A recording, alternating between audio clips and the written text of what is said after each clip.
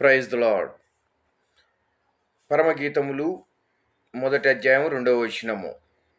నోటి ముద్దులతో అతడు నన్ను ముద్దు పెట్టుకొనుగాక అని సొలొమోను భక్తుడు రాస్తూ ఉంటున్నాడు. ఇక్కడ నోటి ముద్దులతో అతడు నన్ను ముద్దు పెట్టుకొనుగాక అంటే చాలామందికి అర్థము కానిటువంటి యొక్క వచనము. ఎన్నెన్నో విధాలుగా శారీరముఖంగా ఏమిటిది, నోటి ముద్దులతో పెట్టుకోవాలన్నా ముద్దు ఏమిటి అనేటువంటి యొక్క పలు విధాలుగా శారీరకముగా అర్థము చేసుకునేటువంటి వాళ్ళు చాలామంది ఉండారు.